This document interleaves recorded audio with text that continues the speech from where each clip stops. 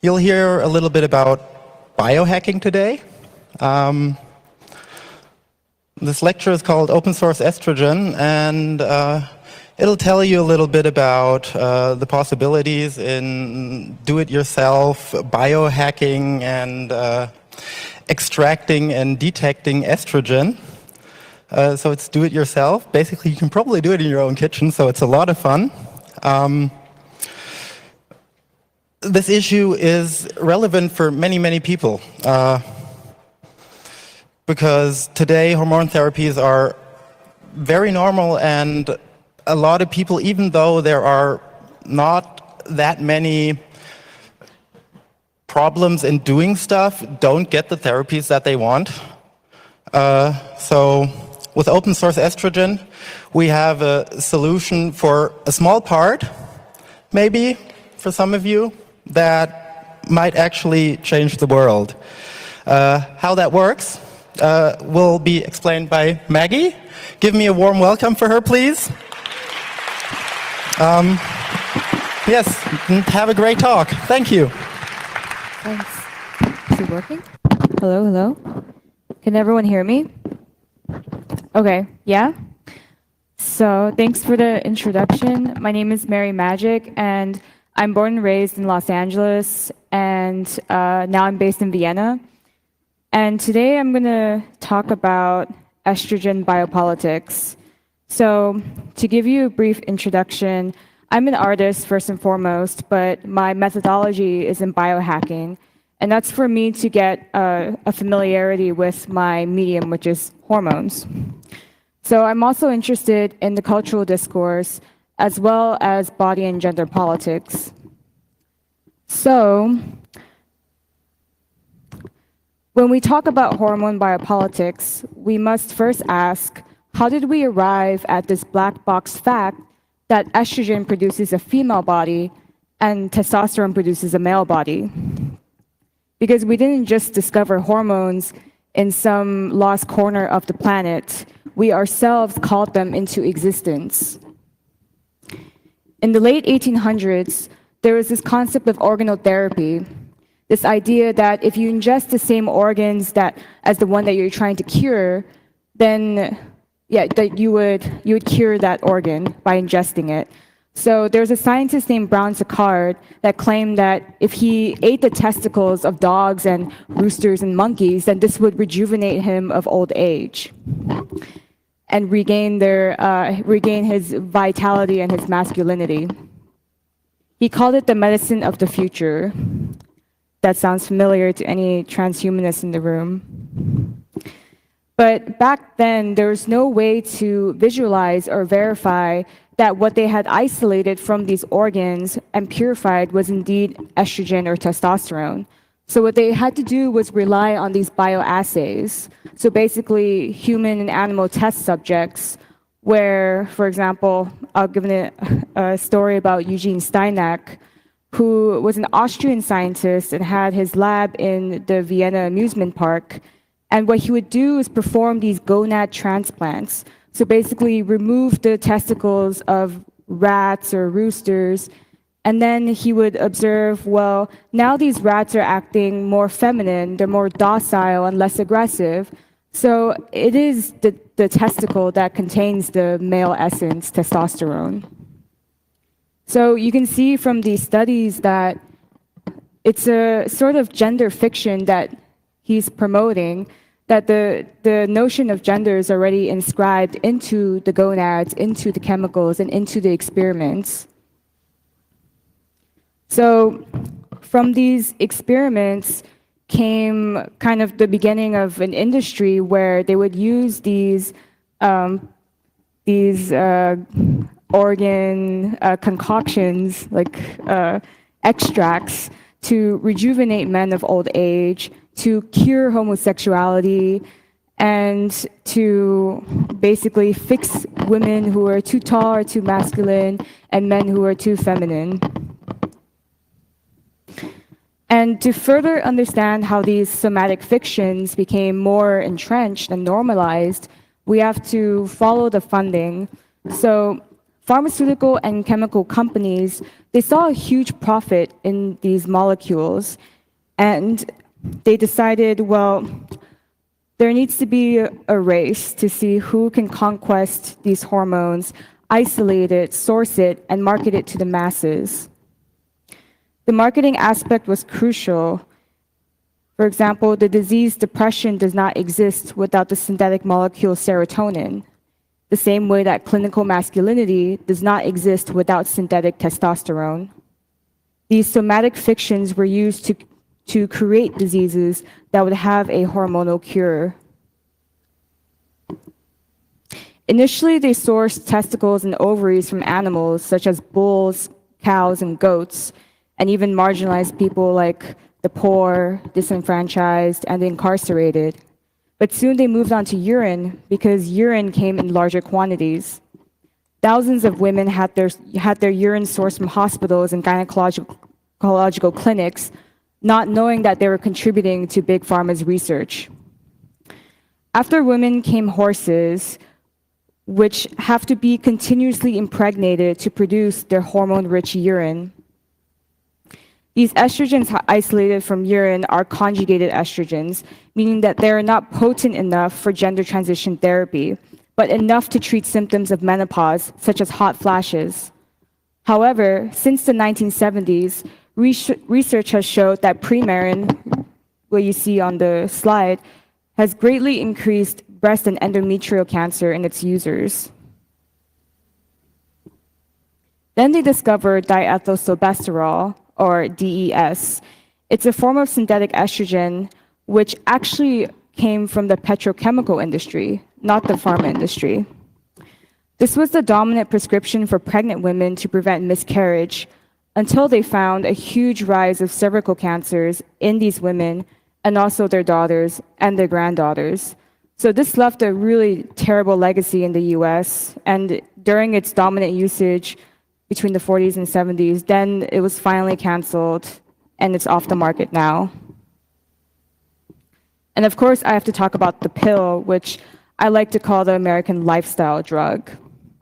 So over 50% of women in the US are prescribed on some kind of hormonal contraceptive pill. And we have to remember that this was something that feminists fought for in the second wave feminism movement. It was a symbol for reproductive freedom until they realized that the pill actually kills women.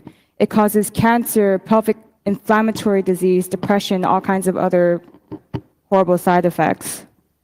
But at the same time, if you are a woman born in the developing world and where women actually die from having too many complications, from too many pregnancies, then the pill actually prevents death. So it really depends on the body that you're born into, whether the pill saves lives or kills people. Either way, I think we can all agree that it's time for a non-hormonal contraceptive method, and we shouldn't wait around for Big Pharma to get to this.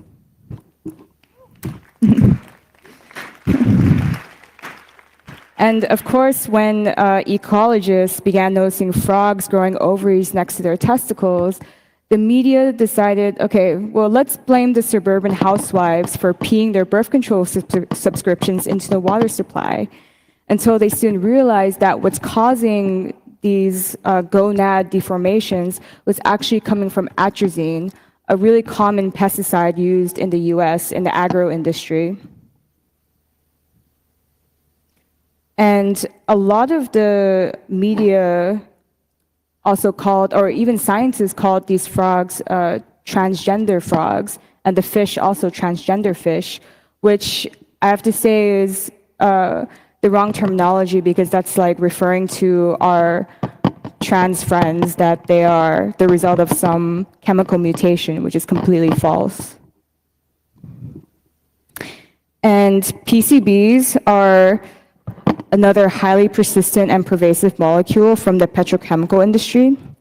And when they invented it, they actually called it a magic fluid because it increased the stability and longevity of everything that it touched. So PCBs, I think, are one of the most pervasive chemicals that we have in existence. And after the 1929 economic collapse, actually Monsanto took over its production. So we think of Monsanto now as an agricultural industry, but actually it started out as a petrochemical company. And if you are familiar with the effects of dioxin or Agent Orange, PCBs have basically the same effects. And this is the last one. We have the very popular BPA.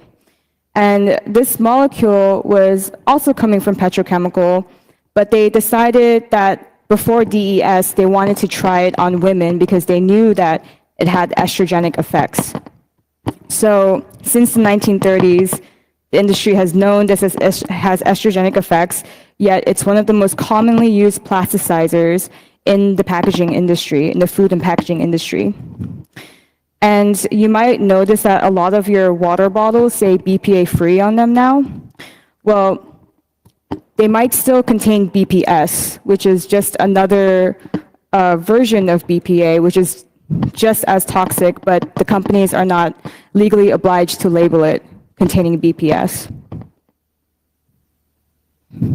So, despite all these warnings about the toxic impacts of these endocrine disruptors, all of these xenoestrogens, these hormonally active compounds in the environment, the lobbying of petrochemical, agricultural, and pharmaceutical industries continues to influence the regulatory institutions in favor of their capitalist interests. I see this as a kind of molecular colonization on our bodies and bodies of non-human species, which also forces us to rethink our definitions of normal and natural, our relationships with our bodies, with the environment, and also how we can face our shared species vulnerability in this all-toxic alien becoming. Because to state it bluntly, these molecules have no respect for jurisdiction, nor concern for human and environmental health. I mean, why would they? They go wherever they please, wherever they're released, and more often than not, these places are concentrated in marginalized, disenfranchised, and indigenous communities. There are several cases of toxic dumping happening in the US, mostly on Native American reservations and so on. So when we talk about the non-human and embracing the non-human, we also can't forget those bodies which we already treat as non-human, who, I mean, they live very precarious lives. So the effects of these endocrine disrupting molecules, they range from obesity to lower IQ to early onset puberty, cervical and testicular cancers. And it's important to note that it's not just the reproductive effects, that the reproductive organs that are affected by these molecules. We have just general, I mean, these molecules are affecting our entire hormonal stability that goes from the neurological centers and to the normal metabolism of the body. However, it is the reproductive effects that we tend to focus on, especially in public discourse. And I'm going to go back to that a little bit later. So what can we do about this?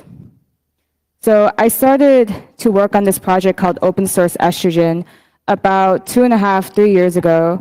And it's a collaborative investigative project seeking to demonstrate the various entrenched ways that hormones have colonized every aspect of our being. The project is open source in the sense that the protocols generated are shareable, hackable, and constantly improved on. And another sense that it's open source is the fact that the estrogen is all around us, it's all pervasive, it's ubiquitous, and in a sense, it's available for us to hack and to collaborate with and to refigure new subjectivities. The project takes a lot of influence from Tactical Art Collective Critical Art Ensemble and the concept of fuzzy biological sabotage. The idea that organisms could be hacked and reversed and manipulated and used for social resistance.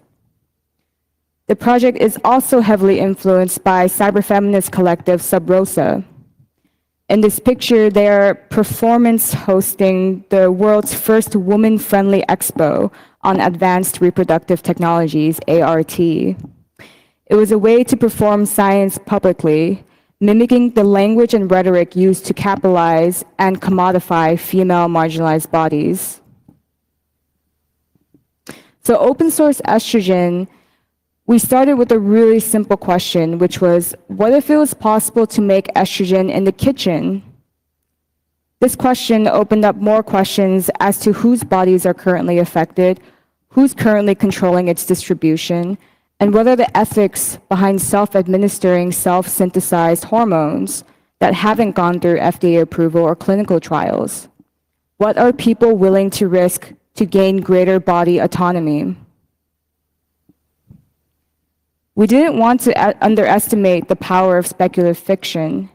Using the format of a fictional cooking show, which is called Housewives Making Drugs, not only are we demystifying the scientific protocol of hacking estrogen in a DIY kitchen setting, it's also presented as a practice of decolonization, a way to unravel how bodies can be managed, disciplined, and pathologized, and then say, well, here's a way we can engineer our own form of resistance, sharing estrogen recipes in the kitchen. This is a 10-minute film, Housewives Making Drugs, starring two amazing trans performers, Jade Phoenix and Jade Renegade. Now, I want to switch gears and tell you more about how I got to these recipes in the first place. So get into a bit of biohacking, or what I like to call estrogen geeking freak science. So the first protocol that I started exploring was a low-cost way to detect estrogen. So I started exploring transgenic yeast biosensors. By the way, the text in the yellow is a shout out to all the people I worked with, because estrogen geeking freak science is not something you can or should do by yourself. It's more fun with friends. So with these yeast, I've inserted a plasmid containing human estrogen receptor, and this allows the yeast to produce a yellow molecule when it comes in contact with any kind of estrogenic molecule. So any molecule that binds to the estrogen receptor. And keep in mind, this is a receptor that's highly conserved among all animal taxa. It has a super long, ancient evolutionary history, this estrogen receptor. And so that's why we have the frogs and the fish and the microbes and everything's being affected by these xenomolecules. So these yeast biosensors, they actually have amazingly high sensitivity compared to traditional laboratory machines like GCMS or LCMS. However, these are machines that no citizen really has any access to, because they're huge and they cost tens of thousands of dollars. And more importantly, the yeast biosensors are able to detect compounds that we don't even know are estrogenic yet. The next protocol is a DIY solid phase extraction. So this is a method I like to use for large bodies of water, like rivers or oceans or even tap water. And I've also I've tested holy water from churches. And so basically the molecules are existing in very dilute concentrations. So you need a way to concentrate that. And this process is using a peristaltic pump system. And when you combine this system with the yeast biosensors, then it's a process I like to call river gynecology, because you're basically diagnosing the river for any pollutants or toxic compounds the same way that you would diagnose your own body. The next one is a protocol I like to use for urine. So this is for extracting the estrogens that we pee out. And keep in mind, these estrogens they're conjugated, which means that they're in an inactive form. And so it's not something I would recommend for any kind of gender transition therapy. But if you go back to the story of Premarin and the pregnant horses, it is a compound that they used to use for menopausal symptoms. So the protocol is using household materials like silica gel, cigarette filters, and methanol kind of household. And it also uses a glass bottle hack, so you cut the glass bottle, and that substitutes for the expensive laboratory columns. And lastly, I've been exploring a new trajectory with artist Ryan Hammond on a species of white rot fungus, which are able to break down toxicities as a form of bioremediation. The fungus also has incredible medicinal, anti-cancer, anti-thrombosis properties, which if you're a person on HRT or birth control pills, the fungus would really help with that. So it's pretty interesting. So much of my practice is based in workshopology, workshopping with the public, and people who have no idea what is biohacking or what are estrogens or any of this stuff. And I do it as a form of public amateurism, which is a phrase I'm borrowing from Critical Art Ensemble and Sub Rosa, to mean learning and failing together in the public as a way to learn without any hierarchies of expert or layperson, and to also, most importantly, demystify these scientific protocols and rhetoric. I also collaborate with a collective called the Aliens in Green, which is an investigative laboratory and tactical theater group which tries to reveal the alien agents of anthropogenic xenopower. In other words, these toxic xenoestrogens. We use media communication, open science philosophy, and speculative fiction in order to generate critical discourse and interventions in the public sphere. Our workshops tend to last 6 hours long because they're so intensive and highly orchestrated. We actually abduct the participants into a performance without them even knowing it. One of the discursive exercises we try to do is to take all the effects of endocrine disruptors like obesity, autism, low sperm count, and we ask the participants to place them into one of two categories. Is it biological suffering or ideological suffering? Meaning, like, do you actually experience real pain from these effects, these toxic effects, or is it more a result of society's binary heteronormative system that is disciplining you or acting as a form of biosurveillance on you, on your body? Another project that I've been working on, this is where my practice is going into more performance territory, is called the Molecular Queering Agency, which is a live participatory performance involving worshiping urine and using these oxygen masks that are filled with hormones for you to inhale, and also an audiovisual projection. This is a fictional service offered by unknown and known molecular agents that have colonized the planet. The agency gently guides participants through the process of queering as they are asked to offer up their own urine for the hormones to be extracted. So in the picture, they're inhaling these hormones, and then those hormones are actually extracted from previous participants. So I've created this kind of like hormone colonizing cycle each time I do this performance. And we worship the urine because it's a symbol of this disobedient liquid. It contains not just the natural estrogens that we make in our bodies, but it also tells us how much exposure we've had to xenoestrogens. So, I mean, it's a super scary and paralyzing topic, you know, this idea that we're all basically mutating. But then this agency is trying to encourage that this is a collective mutagenesis, that we're doing this all together and we can embrace the horror together. So this is a 3-step process for living in an increasingly queer world. So the first step is toxicities. You live in an alien landscape filled with, polluted by petrochemical, agricultural, and pharmaceutical industries. Step 2, semiosis, you're already alien with plastics in your urine, in your blood, in your children. And step 3, subjectivities, do you want to be more alien than you already are?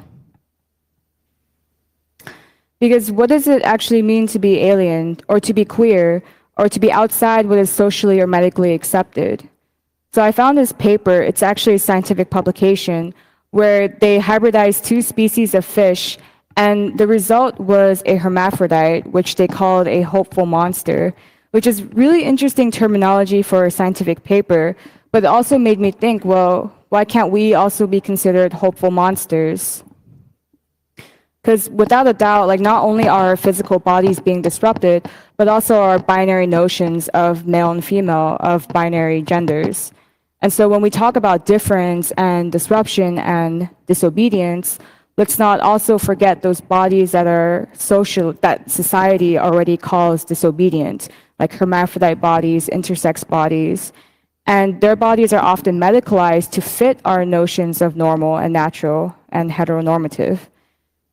So, like their bodies and also trans bodies that aren't performing socially sanctioned heteronormativity, they live precarious lives. And at the same time, you could argue that we all have an endocrine disrupted body. I mean, they find PCBs in the deepest parts of the ocean, in the Marianas Trench, they find PCBs. So there's no body out there that hasn't been exposed by these toxic xenomolecules. There's a study done in Sweden linking the exposure of plastics in pregnant women to the distance between the anus and the genitals, and it's actually getting smaller and smaller.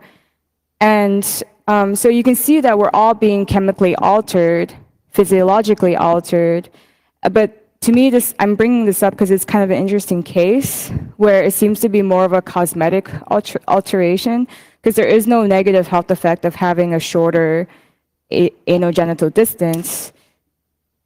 Maybe more transfer of bacteria, but actually it has a really beautiful symbolism, because like the genitals, which are the most gendered part of the body, it's like they're trying to reach the most non-gendered universal part of the body, which is the anus. Like, everyone has an anus.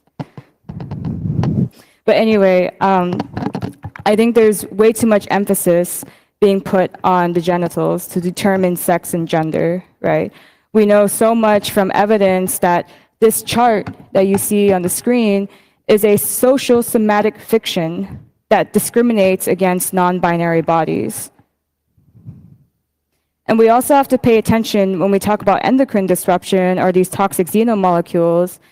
It's so easy to slip back into transphobic, homophobic, even xenophobic discourse. I came across this blog post that said, well, I don't think it's right that the government is putting birth control pills in the water supply. It's making all the men gay, and we need both male and females to reproduce the human species.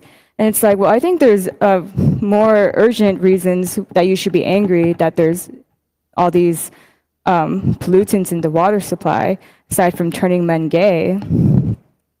So I just want to return back to plastics and tease apart the irony a bit.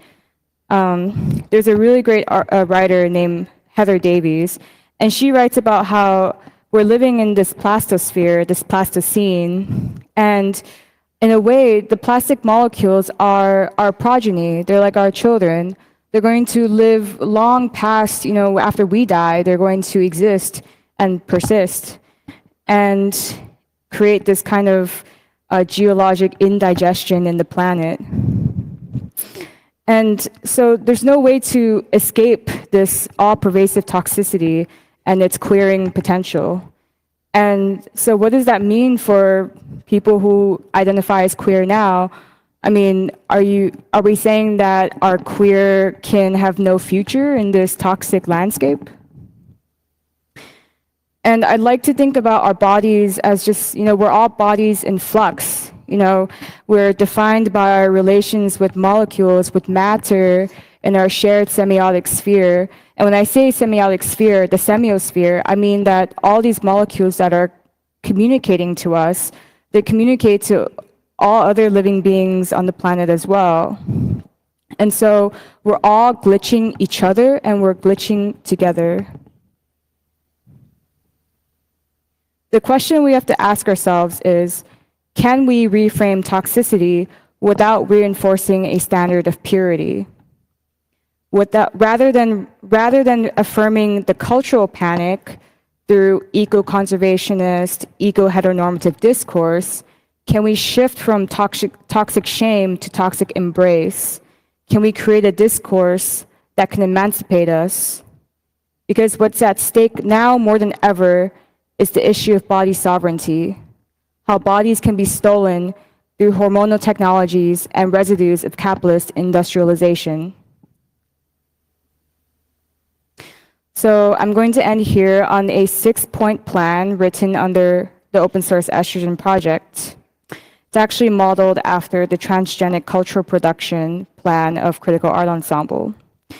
I'm not going to read all of this, but I just want to emphasize the last point, number 6.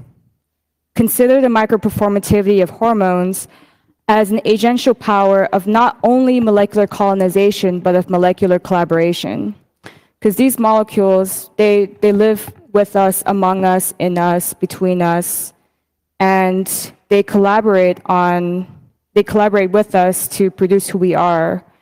And we have to consider the word disruption as well, like disruption to what exactly? Disruption to our heteronormative strictures. Well, I think that's a good thing. It's making us reevaluate our notions of male and female categories.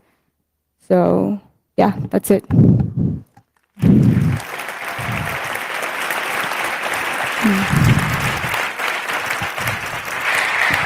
Thank you very much. Great talk. So we have a lot of time left. We'll do some Q&A. So if you have questions, we have microphones in the whole hall. Just line up behind the mics and you'll go through. We will just start with 2. Hi, thank you for your talk. I was wondering more if you could give more details on this topic of the fungi that you made helping with HRT, because I think this is very relevant to many trans people. And yeah, I was wondering in general, like the whole project that you explained seemed to focus more on like the global kind of effects, but I was wondering a bit more about, like the personal issue that this could help with. For sure.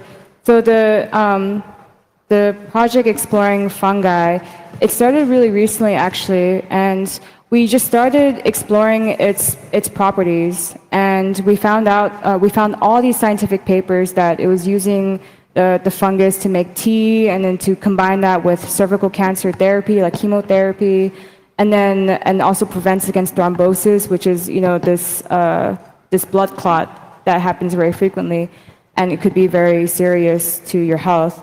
And then we realized that these are also symptoms that are common, if you're taking like birth control pills or you're on some kind of HRT. So a lot of these papers, like they're coming from Korea and Japan, and it's basically like it's basically making tea, but then the way they describe it in the paper is like really scientific and boil it at this temperature, blah, blah, blah. But you're just soaking it in tea and hot water to extract these, they're called beta-glycans, something like that. But these are the molecules that get extracted into the water, and they're actually preventing, like they have anti-cancer properties.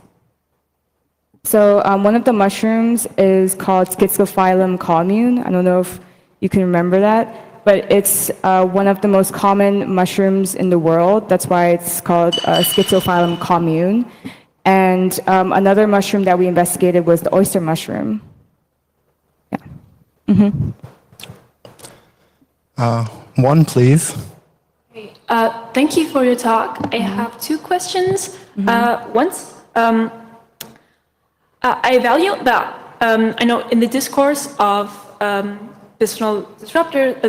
disruptors and like plastics and ecological topics overall, I evaluate it highly when someone gives, or it's not only discussed, but also options are given, like you have done in your project, educating people about it and empowering them to test their environment for that. But I have to say, to me, that it would be challenging to your term of toxic embrace. It's new to me, and I have to say, not sure yet how I would stand to that. And I would ask, why do you prefer, why do you choose to educate people about it and then trying so that they can care for themselves, rather than trying to disrupt this industrial practice? Well, I think that I'm encouraging both things, both practices. I mean, disrupting the industrial. Okay, well, I'm not going to lie and say it's easy to disrupt companies like Monsanto. It's really difficult. And so my practice is hyper local, which means that, you know, I try to affect change in the people who join my workshops, and I think that having awareness or having a consciousness about all the pollutants in the water supply, and I mean, even if that ends up just affecting your consumer choices, but you know, this can really help to increase the amount of autonomy that you have in your own body and in your own environment. So, and thank you for bringing up this kind of tension about the phrase toxic embrace, because I also have a lot of, I'm still trying to reconcile what that means, because I think for a lot of people, it's very, very paralyzing to realize that how polluted our environment is and how we can't escape this. And so where do we go from here? Like, how do we move beyond now knowing these scandalous levels of estrogen in the water supply? I mean, you know, and I'm exploring different kinds of discourses, and one of them is like, well, why don't we look at these molecules like our progeny, like our children, and be responsible for them like they are our children? And I guess when I say toxic embrace, I mean like embrace the queer, like embrace the other, embrace bodies of difference, because they exist already and they're going to continue to increase because we see all these effects of these endocrine disruptors. We're going to see a lot of weird mutated beings, a lot of queer beings. So, yeah. Okay, thank you. And a second question. I was reminded of Paul Preciado. And I'm interested, would you also do this kind of project for testosterone? And do you think that also, yeah? I've thought about it. I don't know. I'm still a little bit estrogen obsessed right now. But yeah, because there's definitely, there aren't as many uses for testosterone as there are for estrogen. I mean, if we compare estrogen and testosterone and what kind of biocapital is made, you know, estrogen is definitely in the lead. I mean, estrogen and progesterone, they are the most highly manufactured synthetic compounds in the world, actually. That's how much money and profit these companies are making. But yeah, testosterone is definitely an interest. Yeah. Thank you. Microphone 4, please. Hello. Are you also looking to estrogen chelators, the ways how to remove estrogen from the environment? Chelators. Yes. Okay. Well, yeah, that's what the fungus project is kind of exploring, because what's interesting is, you know, they have they're naturally occurring enzymes that the mushrooms are producing, because they produce the same enzymes to basically eat trees that are rotting and dying. So these same enzymes are breaking down these plastic molecules because they have these similar, basically like these multi-carbon chains. So these fungus can actually do the same job. And so that's and aside from, yeah, and then the extraction, I mean, it's very difficult to extract, like, and purify all the water that exists. It's more of a way to combine that with the yeast biosensor. So I would say the fungus trajectory is the closest to this kind of bioremediation. Thank you. And if anyone is working with like detecting, extracting, bioremediation of endocrine disrupting molecules, like please come talk to me. Next. Microphone 3, please. Hello. Do you perceive any potential danger with this type of biohacking? For example, a person doing a self-experiment gone wrong, or perhaps they try something like this instead of traditional medicine and end up hurting themselves somehow. And then especially in the position of a teacher, how do you mitigate this risk if you perceive it? That's definitely an issue that we thought about a lot, because when we were researching all these protocols, actually the first protocol that I wanted to do was to modify yeast to basically produce estrogen, to be these like estrogen synthesis factories. And I was consulting with scientists for 3 months or so, and they're all telling me like, Mary, this project is impossible. You need like a team of scientists. And because basically if you look at the metabolic pathway of producing estrogen from cholesterol, you have to knock in 5 or 6 genes into the yeast to get it to produce estrogen, which is really, really difficult genetic engineering. And so, I'm sorry, I forgot what the question was. Oh, yeah, sorry. And so, but then, but we definitely thought about, well, if we did create this protocol, and if we did distribute these yeast, what kind of dangers would arise?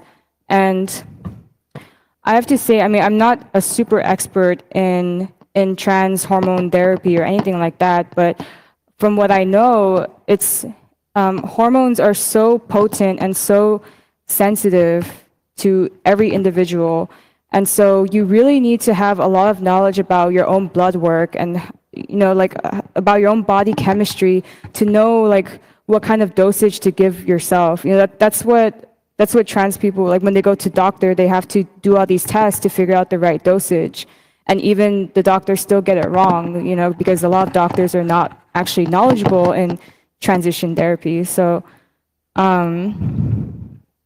yeah, it's a huge risk. It's an ethical risk, and I definitely know people who would take that risk to live in the body that they want.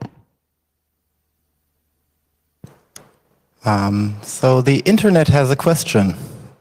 Yes, it's a terminology question, and the internet is asking, why is referring to fish with sexual organ mutation as transgender wrong? How does it compare to the definitions we use for human species? Well, I think it's because it's creating this connotation that trans bodies are somehow chemically mutated, which is, I think, kind of a derogatory way to look at it. I think that maybe the term intersex or multisex would be a better term, but I had this feeling that scientists just didn't have the terminology to know what to call these frogs and fish when they saw they would open up these frogs and find 5 ovaries next to 6 testicles, and they just had no idea what was going on. They're like, oh, they're trans. And we have to be aware the terminology that we're using is there's a really thin line between how we perceive non-human species to how we perceive our own people that live among us, so I don't know if that answers the question. And we just got a second question, and the second question is, have you done any work to map the estrogens people have measured with a home measuring technique? What's the home measuring technique? I don't know. The guy just asked. But that's kind of interesting. I'd like to research more into that. Mic 1, please. Oh, by the way, chemical mutation. One of the major obstacles that the trans community faces is medical gatekeeping. So doctors often misunderstanding the possible side effects and failing to prescribe. And that often is due to misconceptions that sort of about the effects of different types of estrogen, for example, that are not supported by medical evidence. So I'll give you a specific example. Many doctors think that prescribing estrogen will increase the risk of breast cancer for people who have a family history of breast cancer. There is actually no evidence of that for bioidentical estrogens without progesterone. So that they have these misconceptions. Do you think that sort of a lot of your talk was sort of playing up in a way the risks, when in fact the problem that trans people have is that the perception of risk is too high? I see. Well, what you're describing are these bioidenticals, and I've actually come across a lot of research saying like that they're much safer than the synthetic estrogens and progesterones that are being prescribed. Those are the ones that, yeah, were causing a lot of health effects. And what people say like, oh, but you know, our grandmother's generation, when they were taking the pills, it was like 3 times the dosage, and that's why all these effects were happening. And now it's like much lower in concentration. But I mean, again, it depends on your body. Like we don't know. I guess the point I'm trying to make is that we don't know whose bodies were in the clinical trials when they were, you know, testing each compound or each drug or whatever. Like I remember when I was in high school, my mom told me to go on birth control pills, and then one day she went to the doctor because she was getting hot flashes, and the doctor gave her the same exact pills that I was taking for birth control. And so it made me think like these doctors, like, do they know what they're prescribing to people? Maybe they're often no. Yeah, it's like, and you know, that makes you think, well, we shouldn't rely too heavily on medical practitioners. I mean, we should be able to have our own autonomy to know our bodies and to know what's right for our bodies. I mean, but it's everyone's own preference. That's true. On the other hand, some of this information is just really straightforward, and every GP should know it. Every PCP. Mm-hmm. Microphone 3, please. Thank you for your extraordinary work. It's really amazing. I was wondering, when you talk about the collaboration, in which areas of the world you are collaborating with people and friends, you said, and maybe also if you could tell a bit about your experience and the cultural differences, maybe, and the willingness to adapt your methods or to collaborate with you and change the mindset and how we think about the topic and all the issues related to that. Most of my collaborators are coming from the US and Europe, so basically very Western perspectives working on this project. I've done workshops in Hong Kong and in Indonesia, and I mean, I definitely had to tweak the narrative a bit. I mean, I did the one workshop I did in Hong Kong. I was collaborating with an artist, Jess Fan, and we actually tried to frame it as like a satire on beauty culture in Hong Kong, because it's, I mean, they're really big on cosmetics and facial creams and things like that. And so we decided, like, let's extract the hormones from our mutual friend who used to be a beauty pageant. Let's take her urine, let's take her hormones, her estrogens, and then let's mix it into face cream, and we'll call it like a beauty spa treatment to beautify yourself, to become more feminine. So we did it as a kind of satire. But I would say that, you know, in the East Asian, Southeast Asian parts of the world, maybe their feminisms are a little bit behind compared to like Western feminisms, but I'm just overgeneralizing. I know in some parts that's not true, but I would like to actually get out of this like Eurocentric or Western-centric perspective on hormones. And yeah, if anyone wants to collaborate, let me know. Microphone 4, please. Hello. The question 2 questions ago talked about gatekeeping and for trans individuals as a matter of misconception, but there's obviously another element which has to do with latent bigotry and the powers that be having vested interests in colonizing our genders.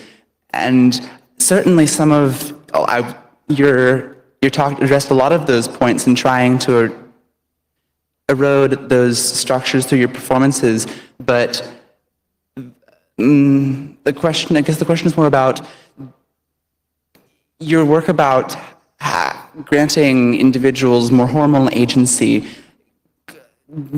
How do you think this will interact with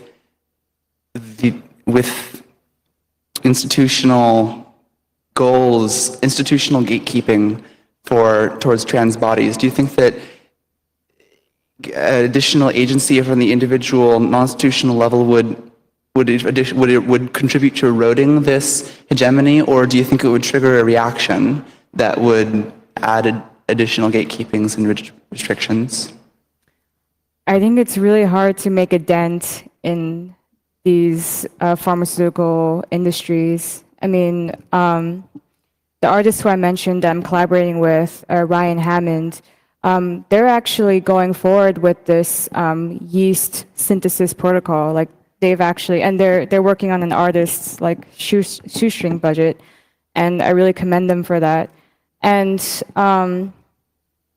I think as Ryan is creating that organism, that transgenic yeast to produce hormones, they're also really consciously aware of how those companies could come in and basically ruin what they're doing, you know, because we're talking about like, yeah, it's a David and Goliath situation.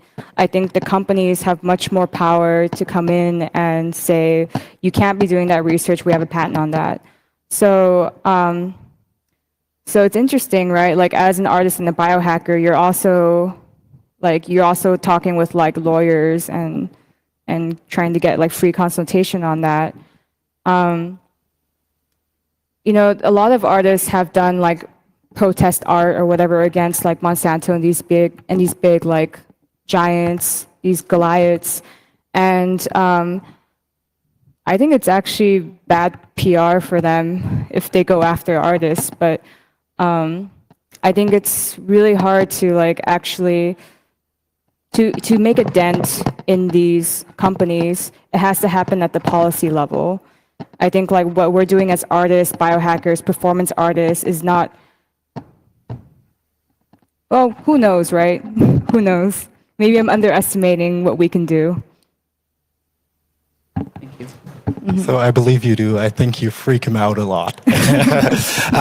Microphone 1, please. Yeah, hi. So I was wondering if you have thought about more like mechanical aspects of morphological freedom or body modification or gender transition, like surgery or prosthetics, and like anything from a roadmap to totally speculative fiction, how will that play out? I'd be interested in that. Mechanical, like augmentation, you mean, or not necessarily augmentation, but like anything from surgery to for when you're talking about gender transition technology, of course, like surgery to make your body as you want it to be, because you tend to focus on hormones, which is awesome. But I was also thinking about whether you have also considered whether you could maybe do surgery at home in some winter in the future, or self-organized or whatever. That sounds really scary. I don't know. I've never considered that. No, you're talking. I mean, I'm familiar with a couple of like DIY abortion kits, or like I've never heard of any like DIY like top surgery though. But that sounds really. But maybe it might happen someday. I don't know anyone that's working on that.